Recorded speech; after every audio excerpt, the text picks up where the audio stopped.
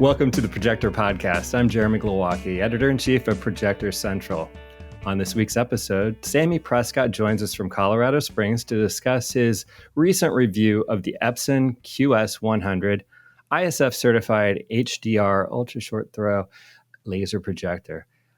Manufactured in response to specific feature design and pricing requests from custom integrators and available since April 1st, the $4,999 QS100 builds off of what the CI dealers told Epson they were finding as shortcomings of the company's direct-to-consumer focused LS800 UST projector.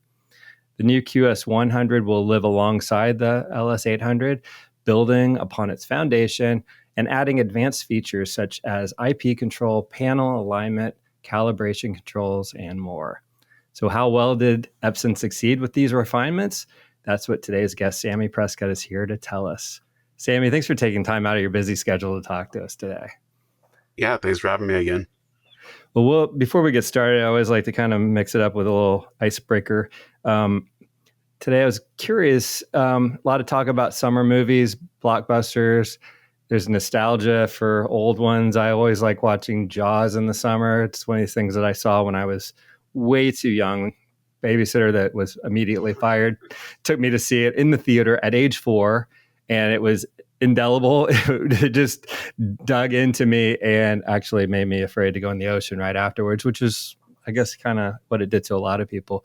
I know you mentioned you're not a big, yeah, exactly. I know you're not like a big rewatch kind of guy, but anything you're looking forward to seeing that's being promoted now is like either a streaming release or a theater release? Yeah, so I never got around to watching Sinners in the theater, so I'll probably download that on Escape, and because that's on there already. That's been there for a while. I just haven't got a chance to watch it. As for what's in the theater, the only thing that's kind of really interests me is F1. Yeah. Though possibly How to Train Your Dragon, now that I think about it, because that was a really good animated one, and I'm kind of curious to see how it adapts to live action. But yeah, that's about it. Yeah, I gotta say F1's coming up a lot in my family. I'm, we're in Indy. I live in the Indy area, so the Indy 500 is like the one time we all kind of watch racing. But my wife really wants to watch F1, and she's not a racing fan. I don't know if you can make a wild guess of why she wants to see F1. Right. Starts with Brad, it ends with Pitt. Yeah. So it's like so transparent. It's sad. Like the guy's getting old. He's not as hot, right? Like, no, he's still really, really hot for her. So, hey, you got to do what you got to do. And I will then be allowed to see other movies that have very attractive women in them and not feel sad about that. It's like that's your Barbie tip. Yeah. I also love the Barbie movie. Okay. Anyway, so let's get into our review here because this was a projector that I got briefed on back when it was coming out, and I thought it was really interesting having represented the custom integration channel for so long on the smart home magazine side. The Epson folks are saying, we have heard back from the CI channel, and they're very important to us, and they want this ultra short throw projector to be more professional, something that they can get not only better pricing for, because obviously they sell on margin, but that they can make adjustments to that aren't really geared toward the end user that the 800 was designed for. So it looks like you hit upon a good list of pros and cons there. Maybe start with initial thoughts on this product as it came out. What do you think overall they've achieved that based on the predecessor product and product that continues to be on the market? Some quick thoughts on what they're able to achieve there. Yeah, so This is actually more of a full-fledged projector. So when I say that, a lot of times with ultra short throws, what you get is you get something that is like an Android based UI. It might have try to have a lot of smart features in it. It incorporates a lot of functionality, so it can be its all in one unit, right, with its own speakers, its own streaming system, and whatnot. What this is really made for someone that has um, an already dedicated system. So they already have an audio system, whether it be a sound bar, but probably more so like an actual receiver or audio processor with their external speakers, whether it be in wall or four standing. Um, and then you install it that way. So it's targeted towards someone that already has a full system.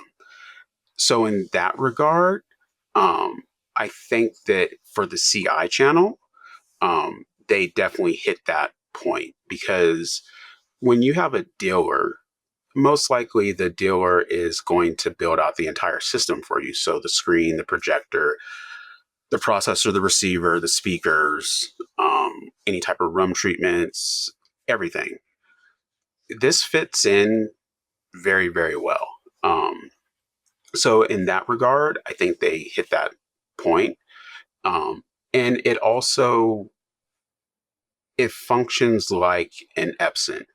So with the LS800, I believe it was, that was more of an Android based UI, and it had its own built-in speaker. Where this one, it doesn't have a speaker at all. Like there is no audio. It's meant to be connected to an external sound system, um, and the menu structure is very similar to the LS12000 or the QV1000. So that level of functionality was just previously not available with like the LS800. Mm-hmm. Where this one now is like, if you're familiar with how a QB1000 works or an LS12000 works, this works exactly the same way. It's just in a different form factor. Um, so it they did very, very well with it. Yeah. So good point and well said. I could see a dealer who is an Epson dealer and they're really well familiar with their actual, other projectors, feeling very comfortable with this. And it seems like that's what they were trying to achieve here. Ultra short throw that the Epson dealer would feel at home with and gives them calibration options as well to make the picture as good as they would make with any other Epson projector that they were selling or installing. Generally speaking, how do you feel about ultra short throws when you're dealing with them? I know you're explaining how they're a lot of designed for the end user experience to be kind of plug and play as much as possible, and having that operating system that has certain generic qualities to it depending on which one you choose. But from a performance standpoint, what they're trying to achieve, replacing a flat panel, maybe it's not a good application, get one in the doorway or down the stairs. And this is a good option to have a big screen without the light control issues. How do you feel about the performance when you've reviewed quite a few of them? So ultra short throws are um, they're interesting. They're they meet a certain demographic uh, of types of users that want to use that want a big screen, and they don't have room for a traditional long throw projector. I'm not the hugest fan of ultra short throws, um, but not generally because of their functionality. It's more, and it's not that they're hard to set up, but there's always little caveats, right? So let's say you have a four rising screen. So I have a four rising screen for when I review ultra short throws.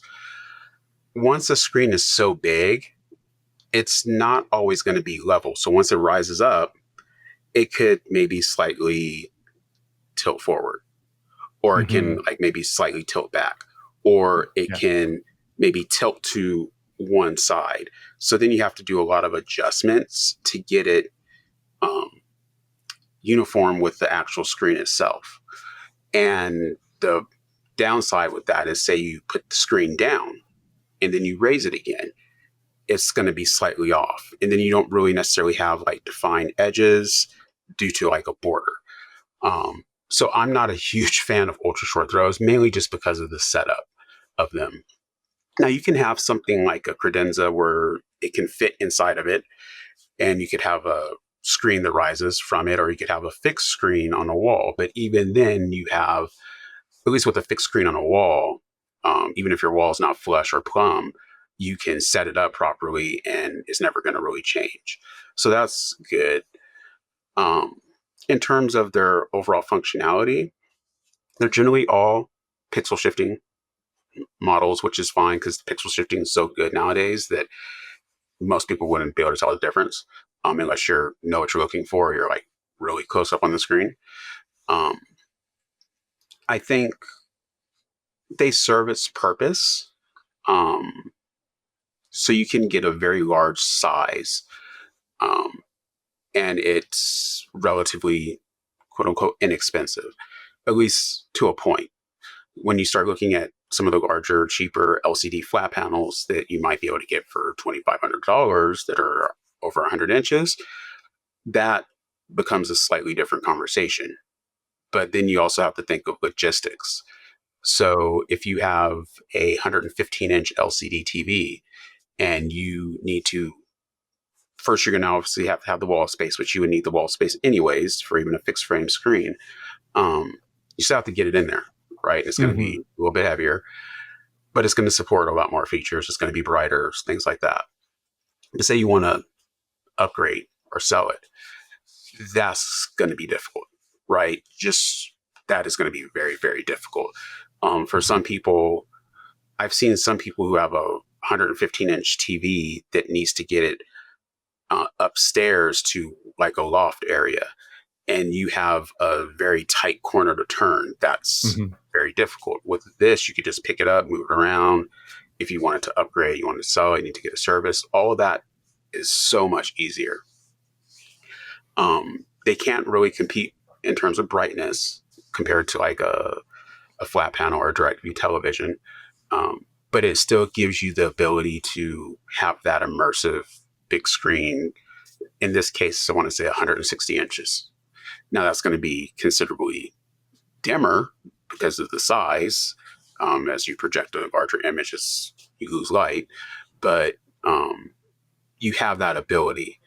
And this does work pretty well with like an ALR screen, an ambient light projection screen, where you can watch it in the day, because this one is actually pretty bright. Yeah, let's talk about some of the color modes and the brightness performance that you saw as you walk through your testing, your calibration, and how many types of adjustments did you have to make to get it to where you liked it? So it has the standard Epson picture modes, which is vivid, cinema, dynamic, and natural. Natural is always going to be the closest to being accurate. Dynamic's going to be less accurate, but you have more headroom effectively because you're almost correcting it from native, which is almost an uncorrected color space. So you have to cut it down a lot more in terms of things like say green and blue, or whatever you're measuring, to get it to be an accurate state. But ultimately, once you do, you're going to have more usable light than if you started with something like natural. So all of that works exactly the same. What else? In terms of color accuracy, is super, super accurate. Like, you don't really need to make a lot of adjustments, especially if you start from natural. You could, I would say you can probably take it out the box, put it in natural, and be pretty happy with it being accurate, or fairly close to it. Really, all it needs is an adjustment to the white point, And that will pretty much fix everything else if you're really starting with natural. If you're using dynamic, it's going to be a little bit more work. Um, but other than that, it performs just like every other Epson, and that's probably what is most intriguing about it. Is it actually feels like a full-fledged projector. Like it feels like a QB1000, just literally in a different form factor, which is nice because usually with USTs that's not really the case. The irony is that you add the calibration features and then you kind of don't need them because it's such a good projector out of the box. So it's nice to have that capability, but the fact that you've got the web GUI to be able to do calibration and make it more efficient for the integrator, um, unless they really want to tweak, they don't really need to do a whole lot. It sounds like, depending on the application, I guess. Yeah, they really don't. Like if a dealer were installing this, they could ideally, in a perfect world, if a dealer is installing this, they're going to calibrate it so that it is correct and accurate. But Mm-hmm. you do get those dealers where they will slap something together, throw it in, and call it good. Um, if that were a scenario, if they were to put it in natural, they would be pretty close. They would Mm-hmm. actually be pretty close. I'm not suggesting that they do that. Obviously, like they should set it up properly, but they would be close enough where people probably would not be complaining because the image is actually really good with it out of the box. Yeah, and you found that it's basically 4,500 ISO lumens in brightness, just so folks have like kind of a idea in mind of how bright it is. Yeah, so that's the other thing when it comes to Epson. Yeah. When manufacturers generally list their specification for their brightness, um, not all of them, but a lot of them, they will use a picture mode that is heavily green because green is a natural luminant, and it makes it brighter. So they can claim their ISO or ANSI spec off of X. So if you're using X picture mode in the images, this size at this throw, it is this bright. Okay, technically it's true, it is that bright. But with Epson, not to say that they don't have specific setup when they're necessarily doing something like that, but if they say that something is X bright, it is going to be either exactly that bright or within, I would say, plus or minus, for every Epson I've looked at, 5% of whatever they claim. So it was the same with the QB1000. It was the same with the QL7000. Like when they said this is 10,000 lumens, it's 10,000 lumens. When they say it's 4,500, it is 4,500 lumens. And it's pretty close to that, even in an accurate picture mode, which is, again, not usually common with other manufacturers. Yeah, it's a good thing to know about Epson for sure. I mean, they practice what they preach, and you see that in all the reviews that I've edited for them. That their honesty is there, and that's great. Makes your life easier. You're not having to tell that story again of it works great in dynamic, but not in other modes that you might use. So you were running at your typical screen size for ultra short throw is 100-inch diagonal. Is that correct? For most of So them. usually what I do with ultra short throws, initially I had a fixed frame 100-inch screen. And then when I switched to the four rising screen, that is 120 inches. So Right. usually what I'll do is I'll set it up um, at 100-inch, watch it like that. So basically just adjust the depth from the screen. I'll watch it at about 100 inches, and then I'll fill it out to be 120 inches as well. Um, and usually that's where I finally do everything at 120 inches. Um, but that's about, I would say, for how bright it is and the size of that screen, I would say that's a good spot to be. I know it says it can go up to 160. I don't Yeah, want so to you're say it starting to can't push because it it. can. It's kind of Yeah. stretching it. Like Hmm. it's kind of stretchy because usually, and the reason I say that is because most of these ALR screens or CLR screens are generally negative gain. They're usually like 0.6, zero point 0.8. So you're going to take a hit on brightness with that. So going up to 160 with a 0.6 screen, it's probably not going to necessarily be bright enough. Now, if it was a unity gain screen like a 1.0, that's a different discussion. But if someone is truly using an ALR screen, 160, probably pushing it some. When you're reviewing a UST, are there certain types of content that you like to view to kind of match up the performance? I know it sounds like this is not your typical UST, obviously, but you choose certain movie clips and that sort of thing. Is there certain quality that you're looking for in specific scenes that you like to pull up? I generally will pick content based off of the feature set or performance stated. So if something says, for instance, that it does dynamic tone mapping, then I'm going to check something that needs tone mapping to resolve. If something is like a DLP, then I will put something on that I know could potentially cause rainbows. So I pick content based off of validating the functionality or feature set that the projector says it has, and to see if I spot any problems with that. So, like for instance, like one of the things that I'll watch is something that's like super bright. So sometimes, and it's really only like a very short scene.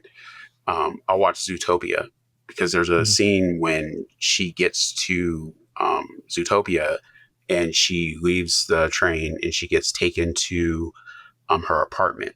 When she gets taken to her apartment, you see her, the door opens, you see her and armadillo, I think it is, or anteater, at the door, and then the scene changes to the back of the room where you see a window. In that window, there's a water tower, there's a building, and then there's some clouds, and then the sky's blue. And it's not a super bright scene, but if something can't do dynamic tone mapping properly, that window almost looks all white, for instance. So I'll watch certain things for literally just like a 2-second clip of looking to see like, okay, can it do this? Then outside of that, I just watch, just regular stuff. I'll kind of go through streaming or go through Kaleidoscape or some of my movies and pick something, put it on, and just let it play. Yeah, because you went through some HDR samples on Blu-ray and some other. A lot of what you did on this particular review, I think, were off of Blu-ray, so that was interesting as well. Just choosing those particular movies. Did you experience the audio at all, or was that too much to set up because of all the external speakers that were necessary? Oh yeah, no. So in my system, how I have it set, I have a HDMI that's always connected that I can basically just run to anything that bypasses all my video processors. And I can send it directly to the projector. So in this case, the audio is my own system. So there is no, yeah. That's nice. Yeah. So you got a full experience with the projector then. Yeah. Because I would imagine that certain times when you're not dealing with this, you're dealing with the higher level projectors that you would need to set up through the existing sound system. So this is not abnormal for you at all. Nikki Cal, who reviews for us, does a lot of the lifestyle projectors, and those have the embedded speakers. So she doesn't have to go through that process. But so that's good. So it felt like the real, like dealing with a real projector in a setup that you would normally have. Yeah. And did you have any final thoughts? I think we kind of covered everything as far as performance. fan noise, anything like that. It's a projector that's going to always be right in the room. You're not going to be hiding it in the back in any kind of box because it's a front of the room situation. You felt like the fan noise was pretty quiet as well. Yeah, I would say it's actually fairly quiet. And it doesn't matter how bright you're running it. It's always relatively the same. It remains consistent. Um, it doesn't really pick up or like kick out a lot of heat. Um, it does. So even though like the fan noise can be pretty low, and this is true for a lot of uh, projectors, not more so traditional long throw projectors. This is very true for things that are like lifestyle projectors, as well as ultra short throws. It has a it has a specific sound that it makes. It's like a very I don't want to say it's like a coil whine. I don't want to say it's like a electronic. It almost sounds like an electronic like slight hum, Mm-hmm. um, or like a slight little buzz. Um, like you hear that, but you have to be right up on it. Like you have to be like within a foot of it, and you have to be really listening for it. Like it basically has to be the only thing on in the room, and then you'll hear it. But it's not uncommon. Like almost all lifestyle projectors have it. It's a very distinct noise. Like when you hear it, you'll know it. Okay. Um, but it's something you have to listen for. It has that, but again, it's it's just common. It's just a common thing that a lot of these smaller, compact lifestyle USTs, they all kind of have it.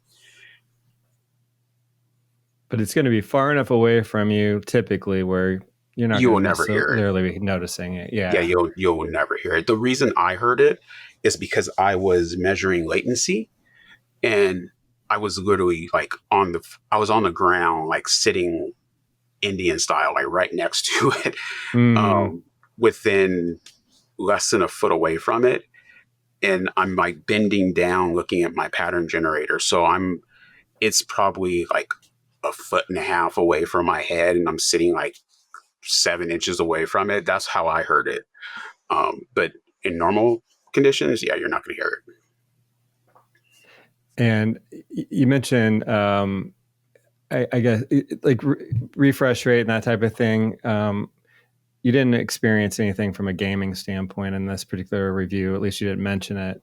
Um, Yeah, no, I didn't do any gaming on this. I did measure the latency. It was a little bit higher than I expected. I'd have to look because I don't recall off the top of my head. I want to say the highest was 32 milliseconds, I think. Um, and that was at 4K 60. It it would be good for casual gaming. I wouldn't do any type of um, really highly competitive, maybe semi competitive. Like if you want to do like a quick match of, I don't know, Marvel Rivals or I don't know, Call of Duty or something, and maybe you want to do like Mario Kart, yeah, you'd probably be fine. But when it comes to something like, oh, I want to play a fighting game online or I want to go into ranked matches, I probably wouldn't do that. right, right. And that's the case for a lot of the projectors that we review, it seems like. So Yeah, that's a tough thing to achieve. yeah, it is. Unless you're playing at like 1080p, 100, and this is with most projectors, like 1080p, 120 frames a second. Um, you're really not going to get like a super hardcore competitive um, latency. Sometimes you can do it with projectors, you can go like 1080p, 240 hertz. That sometimes, depending on the projector, can give you it's not this one. It's like this one can't do it, but like you might get like 4 milliseconds or 5 milliseconds. But if you need that low of a latency, you're not gaming on a projector anyways. You're on Right, a PC because that's the only way you're getting 240 hertz, and two, you're using a monitor or like a television. So right. Yeah. Well, to wrap up, I know we've got a few things in the queue that we've been promised. Do you have anything in hand that you're reviewing next, or are we still waiting on things to arrive? I'm still waiting on things to arrive, but once everything arrives, I will probably have about 3 things Mm-hmm. in queue, so that will be interesting. Yeah, I know. And I know we've got Epson just keeps on coming with more stuff, more new products that we can't pass up. And I know Sony's been promising us a new one that I've seen in person, but taking a minute to get it to us. So we'll get you busy here again. I know you've got other things to keep you occupied, but thanks again for taking the time out today. I appreciate it. Yeah, thanks for having me. Sammie Prescott lives in Colorado Springs, where he is a QA software engineer, ISF Level 3 professional calibrator, and of course, a frequent reviewer at ProjectorCentral.com, where you can read not only his review of the Epson QS100, but also his take on the Epson QL7000, which is the flagship model in Epson's Q series that was designed to fill a gap in the market for high lumen output projectors at a reasonable or more accessible price point. And that wraps up today's show, which was produced by Projector Central. Please subscribe to the Projector Podcast on YouTube, Apple Podcasts, or Spotify. Also, check out all the latest Projector product news and reviews at ProjectorCentral.com, where you can subscribe to receive email notifications about our articles on the day that they are posted. For Sammie Prescott and Projector Central, I'm Jeremy Glowacki. Thanks for listening.